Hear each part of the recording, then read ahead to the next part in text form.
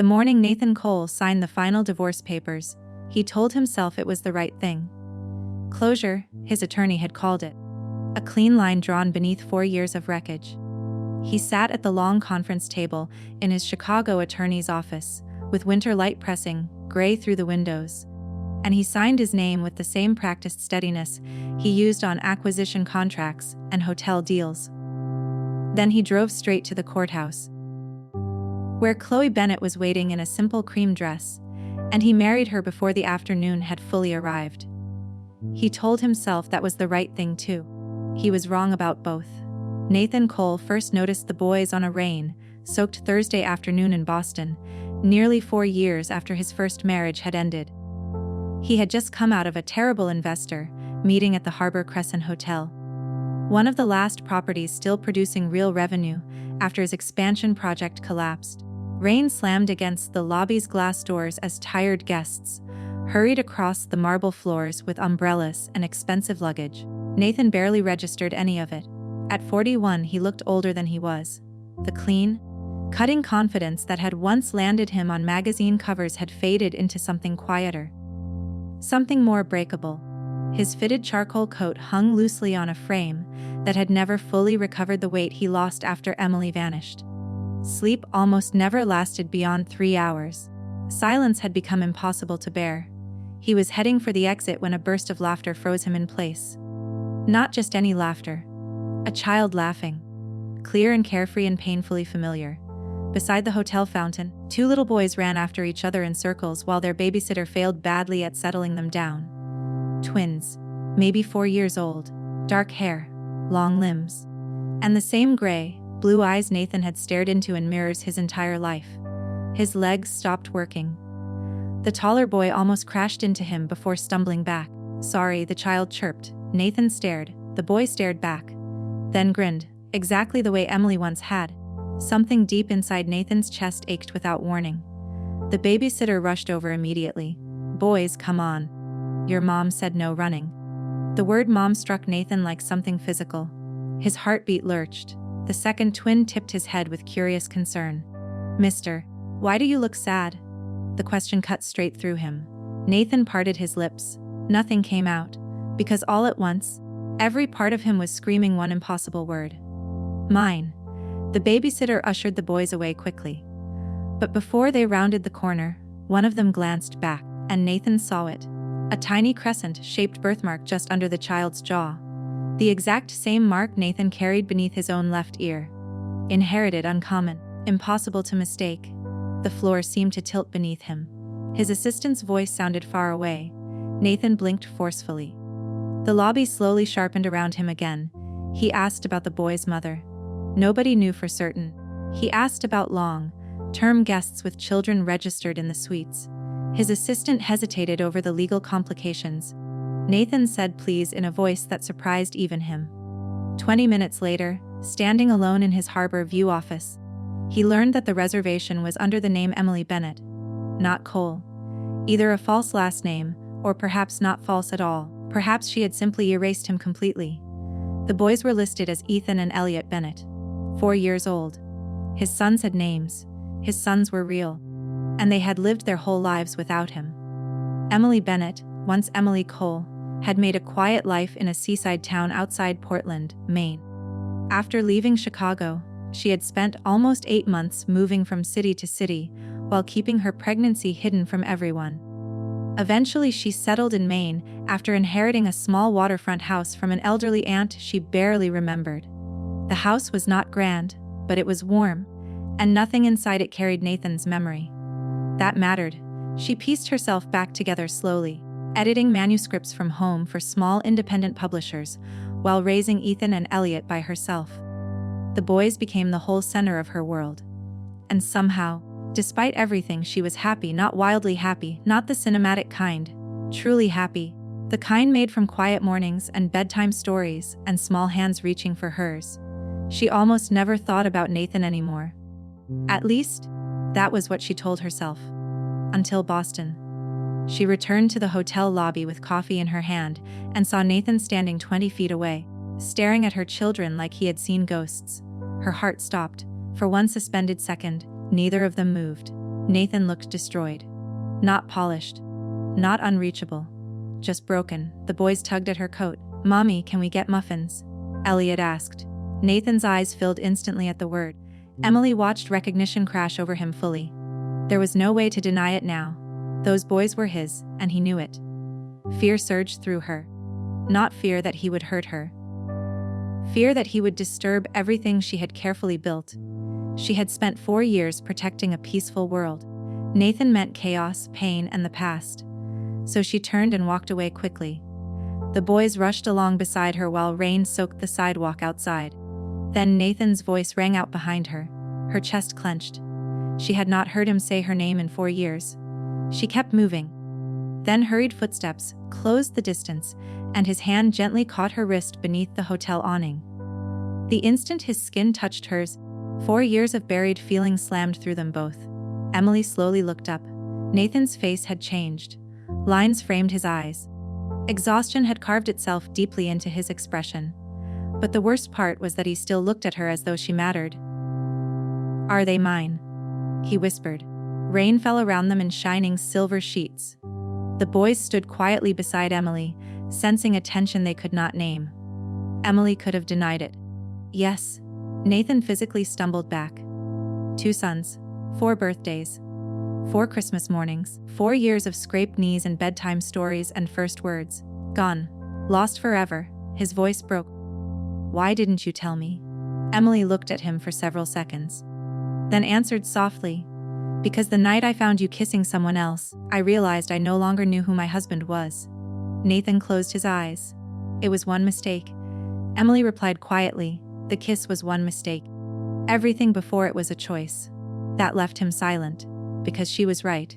Neglect had been a choice. Distance had been a choice. Cold indifference hidden behind ambition had been a choice. Nathan looked toward the boys. They watched him with innocent curiosity. "What are their names?" he asked.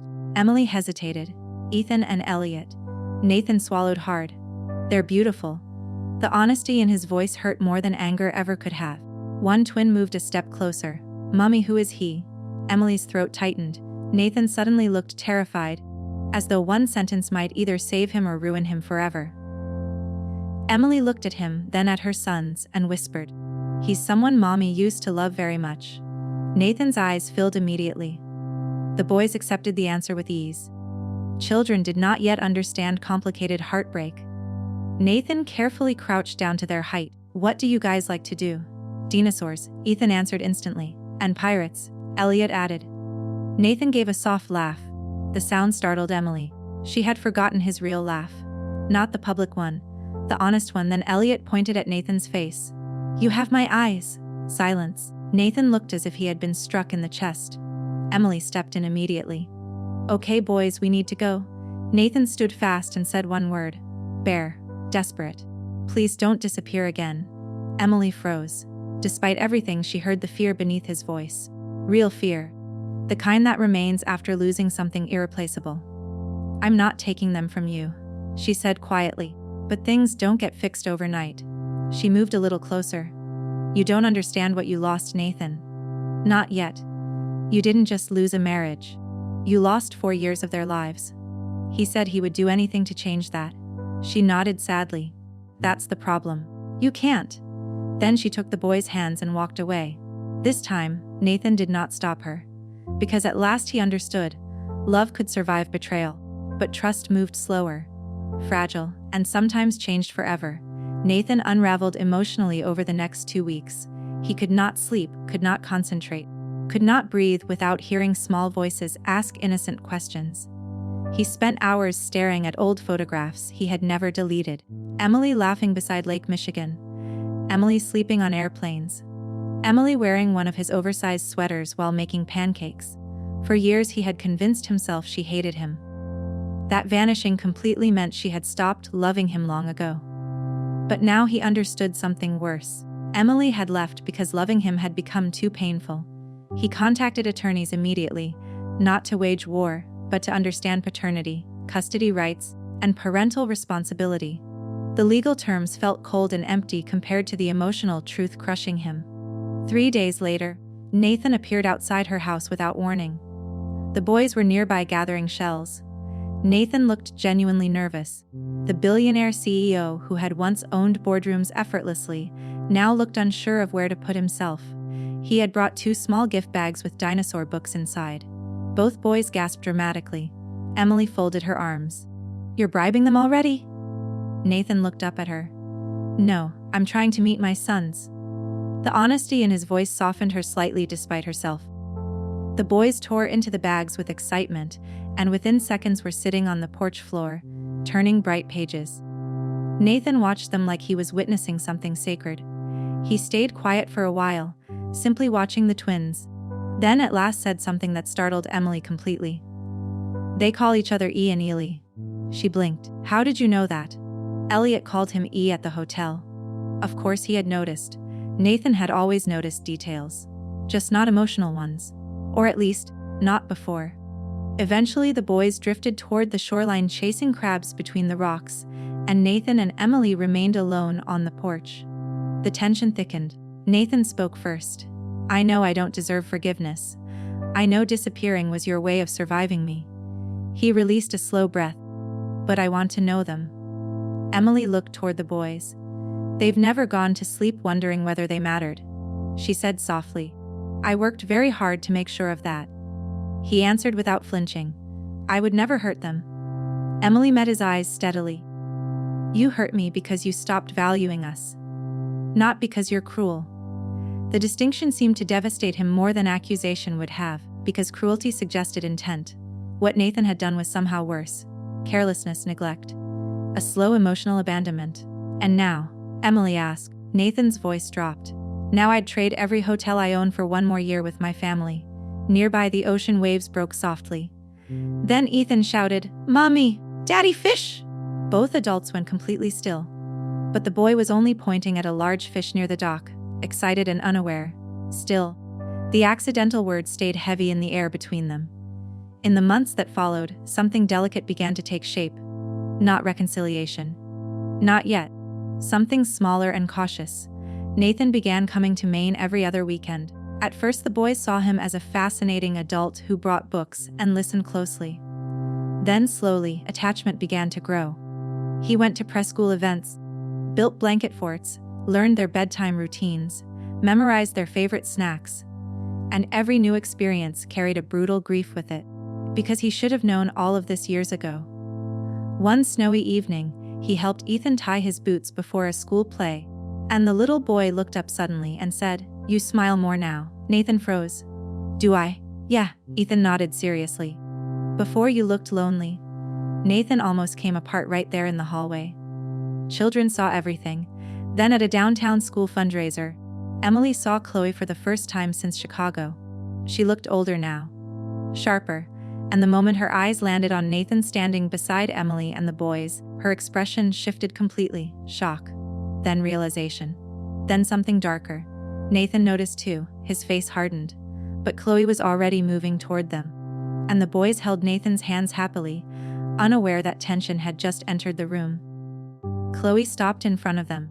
Her gaze dropped to the twins, and every bit of color left her face. No one could deny whose children they were. Nathan stepped slightly closer to Emily in protection, a small movement, but Emily caught it. Chloe looked slowly between them, then said, "So this is why you disappeared?" Emily stayed composed. "No. I disappeared because your relationship with my husband ended my marriage." Chloe flinched. Nathan told her it wasn't the place. But Chloe looked directly at Emily. "He never stopped looking for you." Bitterness filled her eyes. "You know what the worst part was? Even when he was with me, he loved someone else." Emily instinctively looked at Nathan. His expression answered enough. Chloe laughed weakly. "I was just the distraction he used while destroying himself." Then she looked at the twins one last time, said quietly that they had his eyes, and walked away without another word. Then Ethan looked up at him. "Are you staying this time?" The question froze the whole world. Nathan looked at Emily. Emily looked back at him. Neither of them knew the answer yet. Then Emily noticed Chloe standing near the school exit, watching them. She silently formed 2 words with her mouth. "Be careful." Then she vanished through the doors into falling snow. Emily's stomach tightened. When she told Nathan, His face went completely still. He said he didn't know what it meant, but his expression suggested otherwise. Outside, he searched the parking lot. Chloe was already gone. Only tire tracks curved away from the curb. Nathan said she hadn't come there by accident. He told Emily about pressure around his company, a potential takeover. Anonymous leaks feeding old information to the press, not directly about the affair, but about him, the expansion collapse, her disappearance. Emily stared at him. He said he hadn't wanted to drag her into it. The sentence landed wrong, and he knew it immediately. That sounded like the old me, he said. It did, she replied. That night, after the boys were asleep, Nathan sat with Emily near the fireplace and described a man named Victor Lang, his former chief financial officer. The texts began shortly after. An unknown number asked Emily to inquire about the night she caught Nathan and whether it was truly the first time. When she showed Nathan, the color left his face. He confirmed it quietly. 2 weeks before their anniversary, Chloe had kissed him in an elevator. He had pushed her away and told her it could not happen again. But he hadn't told Emily. Not because nothing happened, but because telling her would have forced him to face how far he had let things drift. Then a photo arrived from the same unknown number, elevator security footage grainy, showing Nathan and Chloe standing close, her hand against his chest, his arm raised as though pushing her away. A message followed. The full video still exists. Someone had kept it. Someone had watched and waited for the precise moment it would cause the most damage. Nathan's phone rang. A reporter had received an anonymous packet claiming he had abandoned his wife and children. Nathan said the board meeting was Monday. Someone wanted him to step down. Snow fell heavier through the night. Emily barely slept. At around 3 a.m, she found Nathan awake in the darkness. His elbows on his knees, hands clasped. He told her before she could speak that he was not going to fight her for the boys. He would go through attorneys, through mediation, whatever she wanted. He wanted to be their father, but he would not punish her for protecting them. Emily sat across from him. "You were their father before you knew them," she said softly. "I was just too hurt to let that matter." Nathan's eyes glimmered in the firelight. "I regret giving you a reason to leave," he said. Then Emily said, "We need to talk to Chloe." Nathan looked at her. Together. The following morning, Chloe met them at a quiet public library in Portland. She arrived without makeup, her expensive coat replaced with a simple gray sweater. She looked nervous seeing them seated side by side. She told them Victor Lang was behind the messages. He had been moving money through vendor accounts long before Emily disappeared. And when Nathan started spiraling after she left, Victor had grown bolder. Chloe said she hadn't understood enough at 24 to prove it, and Victor had kept copies of everything to hold over her. The elevator footage had been cut selectively. He had used it to keep her quiet. Now, with Nathan stabilizing and the board beginning to trust him again, Victor had panicked. He was using the family to destabilize Nathan before the vote. Chloe reached into her bag and placed a flash drive on the table. Full elevator footage. Victor's messages, vendor account records. She had kept them out of fear, then out of shame. And now she was giving them over because children were involved. And she was tired of letting powerful men decide which truth survived. Then Emily asked directly whether Chloe had pursued Nathan for professional advantage. Chloe answered honestly. At first, yes. She had liked being noticed by him, she had liked feeling important. Then she realized he didn't actually see her. He saw admiration, ease, escape. Her eyes filled, though no tears fell. She apologized to Emily. Not because her own life had grown hard afterward, but because what she had done had helped break someone else's. Emily said she had hated Chloe for a long time. Chloe nodded. Emily continued. But I also blamed you for things Nathan had already done before you entered the room. Nathan lowered his eyes. Chloe's mouth trembled. That's more grace than I deserve. Emily replied, maybe. But grace isn't about deserving. Outside the library, Nathan phoned his attorney while Emily stood beneath the bare winter branches. No threats. No public spectacle. No revenge. Only evidence. For the first time, that felt more powerful than rage. During the following week, the truth moved quietly. Nathan's attorneys sent the vendor records to financial investigators. The board delayed the vote. Victor Lang denied every accusation, then stopped answering calls once auditors verified irregular transfers. The reporter received the full context and agreed not to run the original packet. Headlines appeared anyway, but softer and more accurate than they might have been. Nathan read them at Emily's kitchen table, while the boys built a block tower nearby. Elliot placed a wooden dragon on top and declared that the castle had emotional damage. Emily almost choked on her coffee. Nathan asked where he had learned that. Ethan shrugged. "Mommy says houses can have damage you can't see." She pretended to adjust the fruit bowl. That Saturday, Nathan took the boys to the town's Winter Harbor Festival, and Emily surprised herself by deciding to come along. The day was bright and cold. Fishing boats were strung with lights. Vendors sold cinnamon donuts and chowder in paper cups. Ethan sat on Nathan's shoulders to watch the ice sculpting contest while Elliot held Emily's mitten, covered hand and asked whether seagulls had feelings. Nathan turned back with a laugh. "Do seagulls have feelings?" he asked Emily. "Strong opinions, definitely," she said. For a moment, they looked like a family. Not the old one, not the one broken in Chicago. Something different, uneven, possible. That night, after Nathan returned to his hotel, Emily found a folded note on the porch. It was from Chloe. She had written to say that the night Emily came to the office, Victor had known she was coming. He had access to Nathan's calendar and had told Chloe that Nathan wanted to see her, that the marriage was already finished, that she should make her move. When Emily walked in, Victor was watching from the security room. He had wanted her to leave. Nathan Broken was easier to control. Emily sat down on the porch steps with the winter air stinging her cheeks and tried to make sense of what she felt. Not relief. The betrayal was still real. Nathan had still kissed Chloe.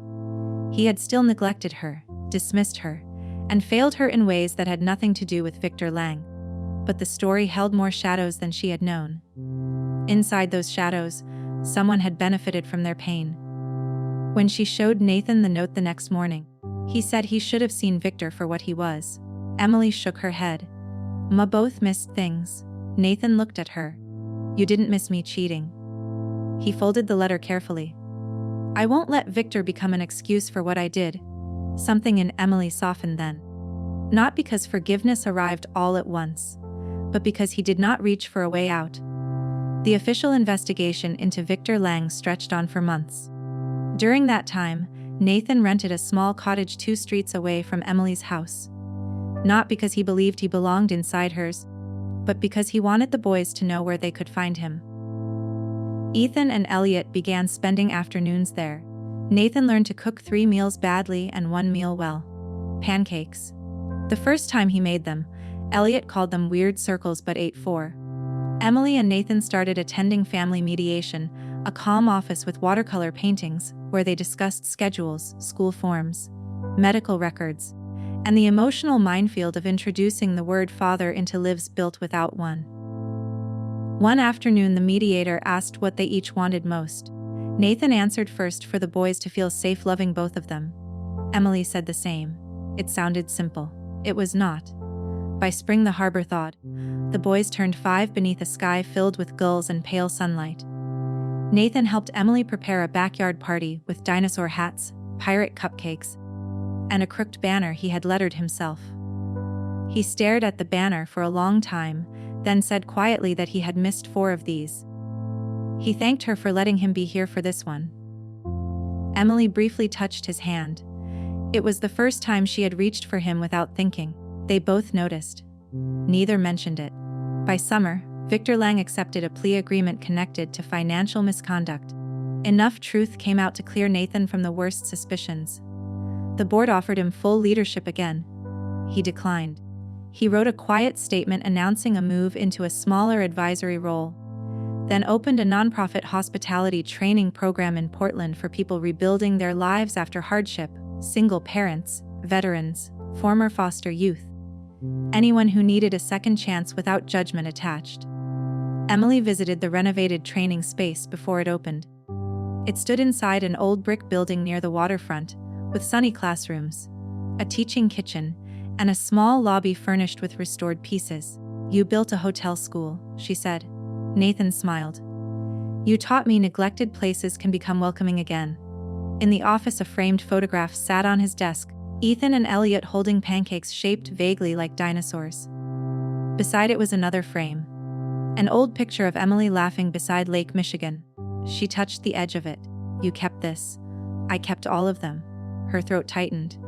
Nathan remained at a respectful distance. That mattered too. Emily said she didn't want to go backward. He said neither did he. She told him that if they tried again, it could not be returning to what they were. "I don't want what we were," he said. "I want what we've become brave enough to build." The words rested quietly between them. No swelling music. No perfect solution. Only a door. Emily stepped closer and took his hand. Nathan looked down at their joined fingers, as though someone had given him something sacred. "I'm still scared," she said. "Me too." "Good," she whispered. "Maybe scared means we understand what it's worth." That night, over blueberry pancakes, they told the boys that Daddy would come to Sunday breakfast every week, and sometimes more, and that the grown-ups were learning how to become a family in a new way. Ethan frowned thoughtfully. "Were we not a family before?" Emily pulled him into her lap. "We were always a family." Elliot climbed into Nathan's lap. "Now we're a bigger pancake." Nathan laughed so hard he almost dropped his fork. The last unexpected truth arrived in autumn. Emily's mother called one rainy evening and said she had found something in storage that both Emily and Nathan should see together. The next day they drove to Evanston, while the boys stayed with a neighbor. Emily's mother, Margaret, met Nathan at the door with a long, searching stare. Then she said, "You look tired." Nathan gave a small smile. "I earned that." Margaret studied him, then stepped aside. "Come in." In the living room, she placed a shoebox on the coffee table. She explained that after Emily left Chicago, a mover had returned some items from the apartment. She had packed them away without looking closely, assuming it was all ordinary household things. Inside the box were photographs, an old chipped mug, and at the bottom, a cream-colored envelope in Emily's handwriting. To 5 years and all the years after. Emily's anniversary card. The one she had slipped into the dinner bag on the night everything ended. Nathan sat silently beside her as she opened it with trembling hands. The card was simple. Her own handwriting filled the left side. Words written by a woman still trying to rescue a marriage she did not realize was already standing on the edge. She had written that she knew things had been hard. That she knew they had forgotten how to talk without schedules and phones between them. But that she still saw him, the real him. The man who made terrible coffee in their first apartment. The man who once walked 6 blocks in the rain because she said she wanted soup. The man she married. She had written that she did not need perfect. Only honest. "Come home to me." Nathan covered his mouth with one hand. "I never saw this," he whispered. "I know," Emily said. The card did not change what had happened, but it revealed something tender beneath the wreckage. On the very night she had believed she was foolish for hoping, she had already written the sentence that would define their second chance. Margaret handed Nathan a smaller folded note. It was not in Emily's handwriting. Nathan opened it and went still. He passed it to Emily. The note was from Chloe, written 4 years earlier, somehow tucked among the returned belongings and never opened. She had written that Emily had come by that night, that she had seen enough to leave but not everything, that Chloe had ignored Nathan's rejection in the elevator because someone told her the marriage was already over and Nathan was too proud to admit it. She had written that she was wrong, and that if he ever became the man Emily had hoped for, he should tell her the full truth. Emily stared at the initials at the bottom. Chloe had tried to say something. The note had never arrived. Not absolution, but context. Chloe had been careless, ambitious, lonely, and wrong. Nathan had been neglectful, weak, and afraid. Victor had exploited their fractures. Emily had run because staying would have destroyed her.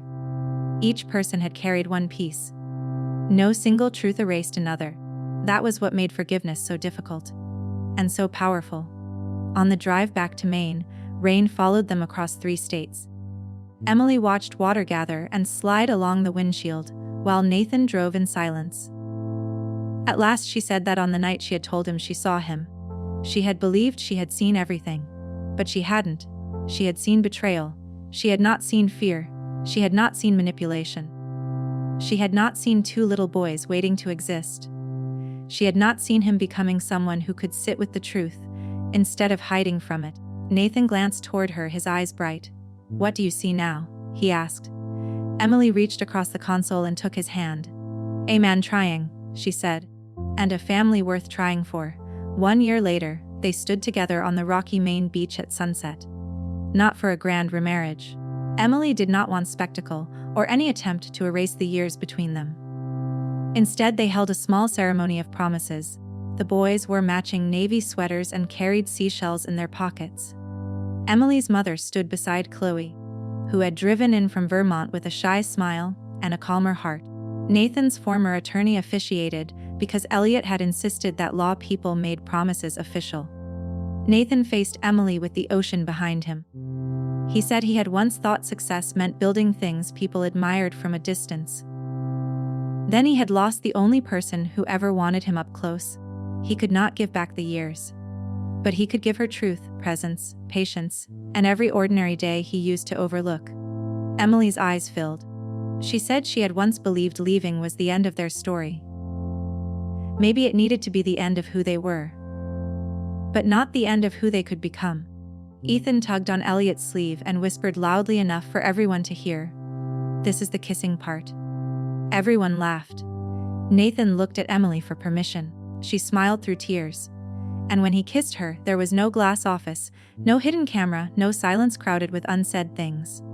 Only ocean wind, 2 boys cheering, and a woman who had disappeared in order to survive, only to learn that sometimes life returns love in a different form, humbler, wiser, and finally honest enough to stay. Their family was not repaired in one grand moment. It was rebuilt through breakfasts and apologies and school plays, and shared calendars and hard conversations, and the daily choice not to mistake love for ownership. Nathan never recovered the first 4 years, but he showed up for every year after. And every anniversary, he and Emily returned to the tiny French restaurant in Chicago, not to grieve what had broken, but to honor the truth that saved them. On their table, there was always steak tartare and warm bread and black cherry tart and a handwritten card. The message changed every year, except for one line: "Come home to me." If you know someone who needs to hear this, share this video with them. Thank you for being here. Drop a comment, hit subscribe, and I'll see you in the next one.